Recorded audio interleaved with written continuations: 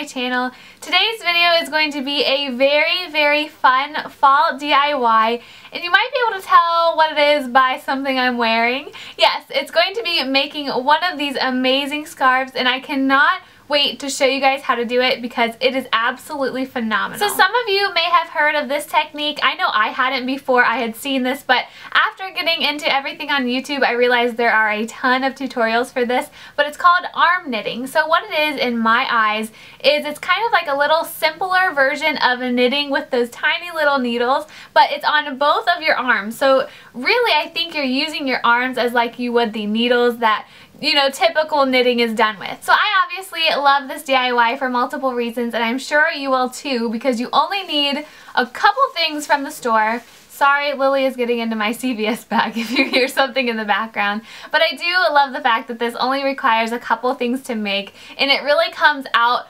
quickly with something that I'm going to wear all through fall and winter. So it's just a no-brainer. So let's go ahead and let me stop rambling, and let's go ahead and get into what you need.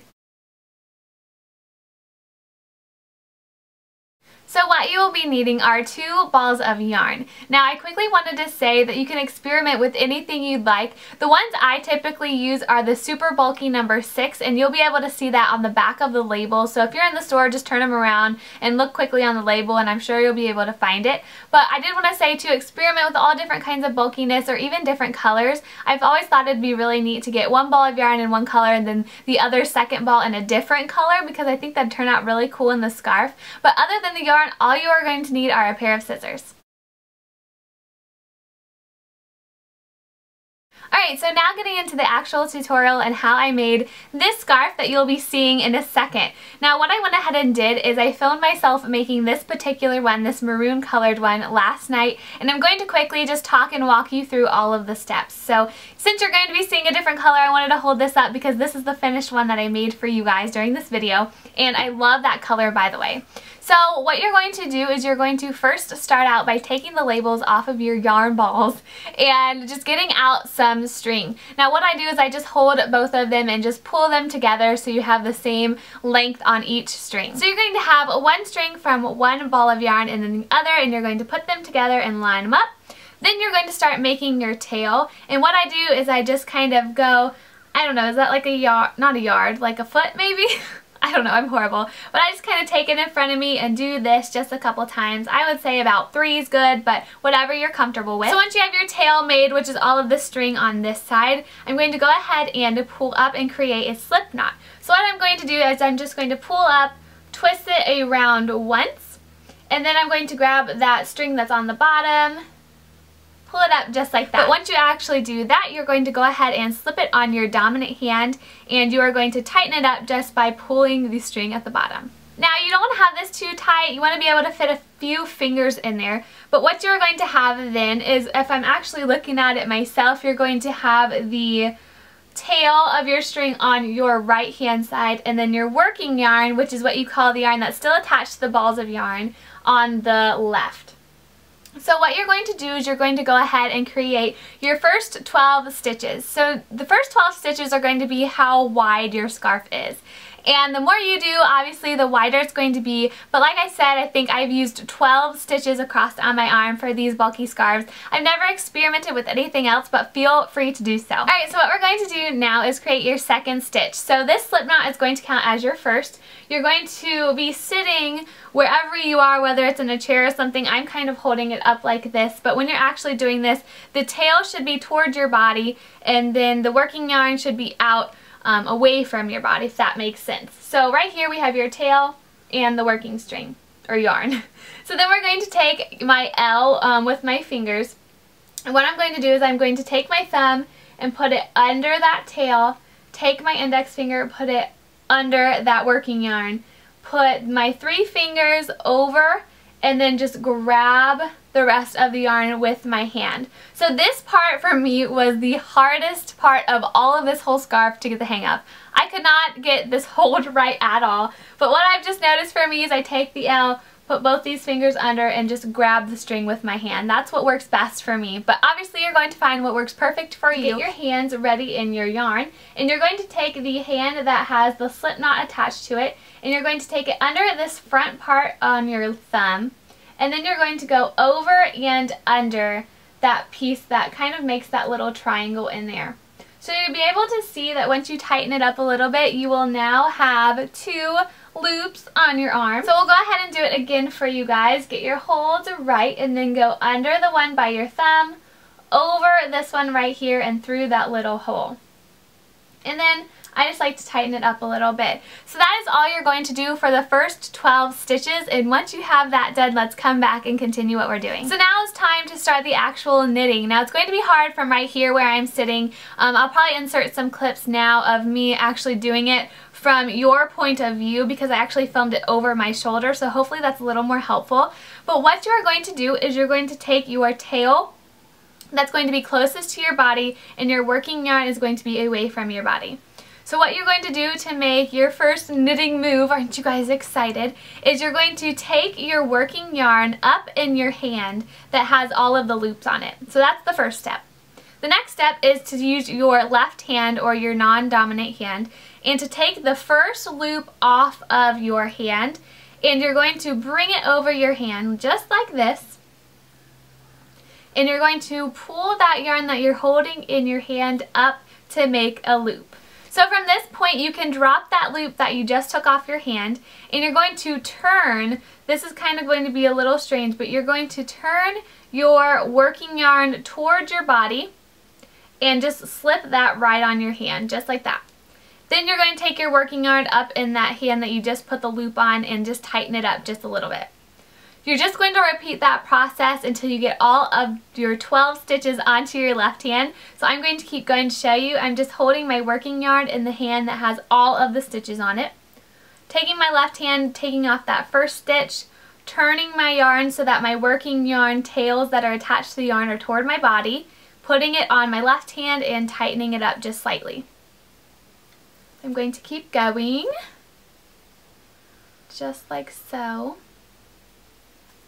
Take that loop off, pull that hand that's holding the working yarn, twist it so that the tails are towards your body, and just keep on going. So you're going to do this for all 12 of your stitches, and then I'll be back to show you what to do. Alright, so now that you have them all on your non-dominant hand, or in my case, my left hand, you can see that our scarf is slightly growing, and it's so exciting. So then you're going to do the exact same thing that you did when you took all of the loops off of your right hand and put them onto your left. And that's just in the fact that you're going to hold this working yarn with your left hand, pull the loop off with your right, twist it so that the tails of the working yarn are facing you, and putting it back on your hand. So this is the only technique that you got to get the hang of.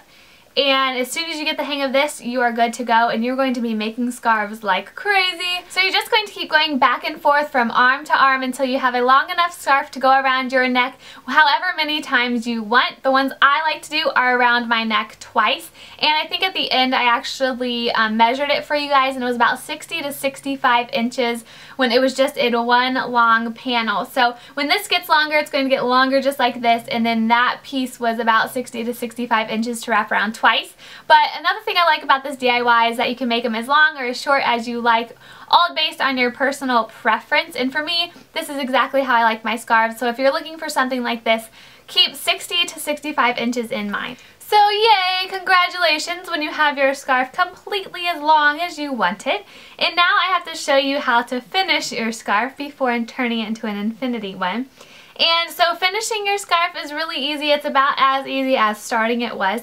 So what you're going to do is, right now I have my whole scarf, my little baby sample scarf, which I probably give to my cat because every time I make one of these, she's all up in this, pulling at the loops, and I'm like, you know what, you're gonna get your own. So yeah, I'm a pretty crazy cat lady, and that one better appreciate that I'm making her a scarf. I'm not gonna put it around her neck though, don't worry.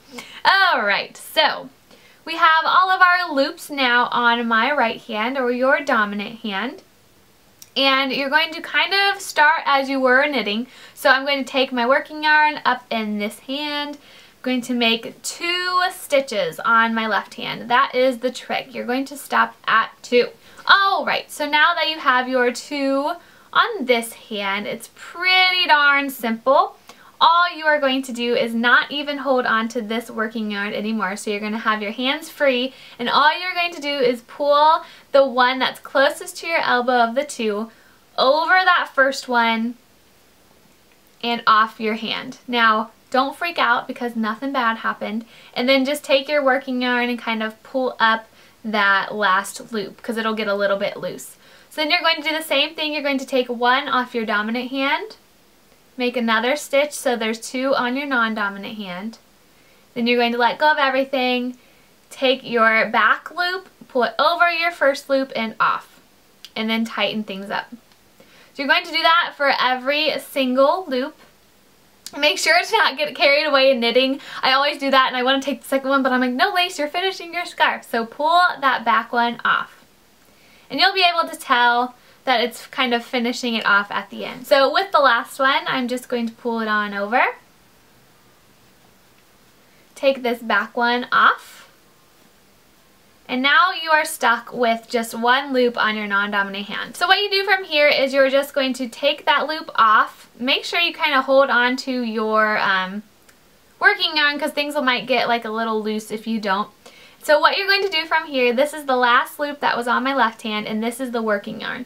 So what I'm going to do is I'm just going to pull this working yarn through and I'm going to kind of create a slip knot again.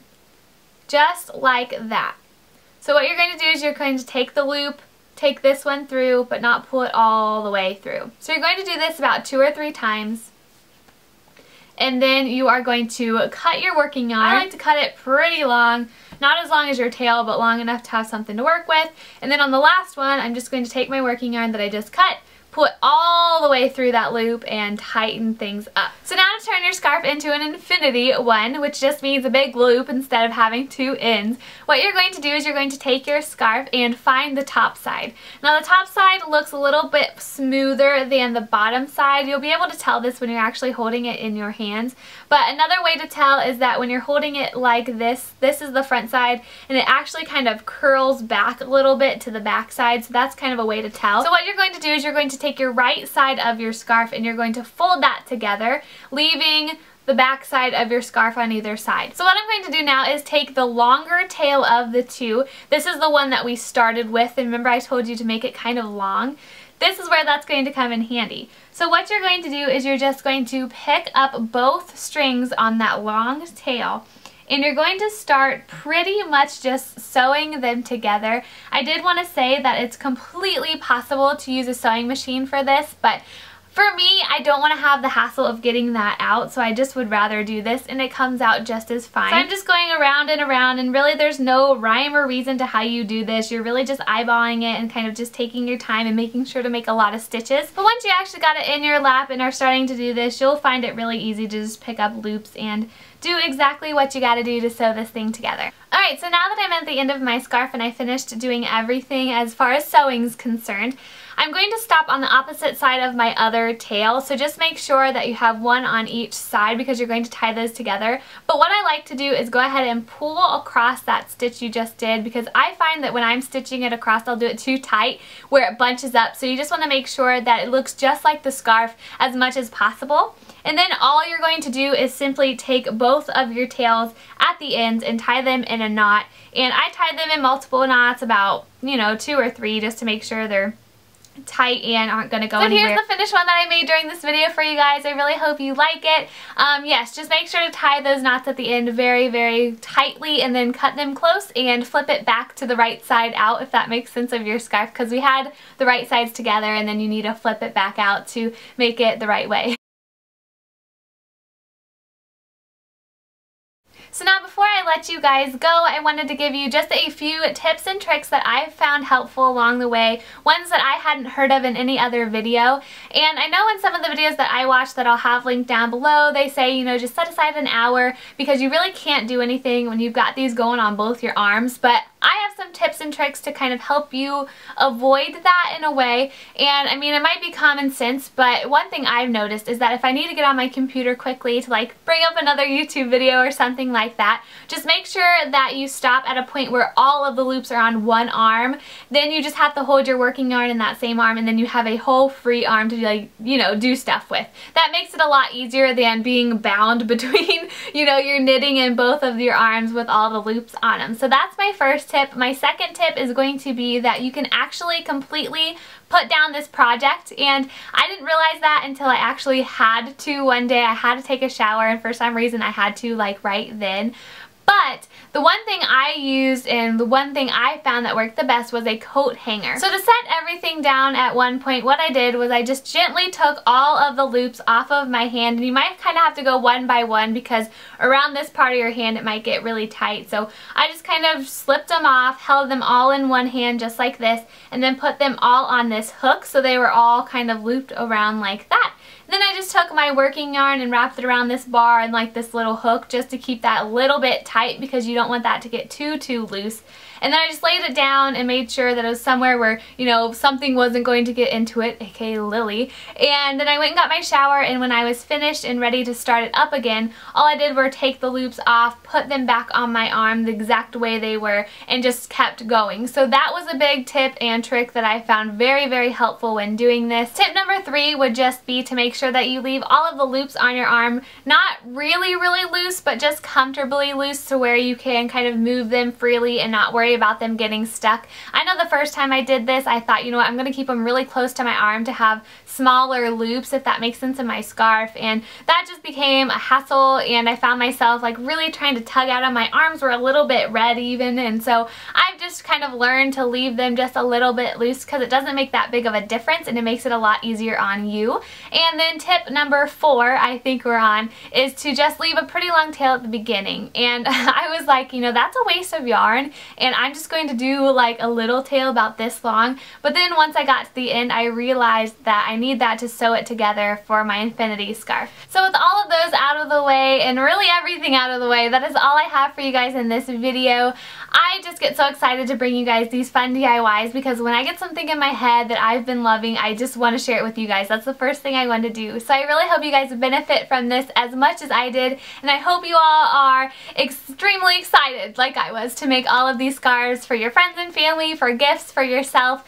You know, you name it. They're going to be perfect for absolutely everything. I did quickly want to throw in that as far as price goes, I feel like this DIY is amazing because with having coupons and them being on sale, I've made 3 scarves. The first set of yarn that I got was probably the cheapest at around $10.50 for both balls of yarn. So that means what? They're like $5.25 for each one, but I've also paid probably as much as like $14. So between $10 and $14 you're getting an awesome scarf, and I really think that if you bought this in the store it would be way more than $14, which is absolutely amazing. So I really hope you guys are having a wonderful day. I don't know if you've noticed, but I've kind of been uploading videos on a weekly basis on Thursdays, so please let me know how you guys are liking that. It really seems to be working out for me, so if you guys are fine with it, this is probably something we're going to stick with. So please let me know about all of those things down below. Make sure to leave me a picture on my Facebook, Twitter, Instagram, anything like that if you do one of these scarves. And I guess that's all. So I'll see you next Thursday, and I hope you all are having a wonderful day. Bye guys, and happy fall.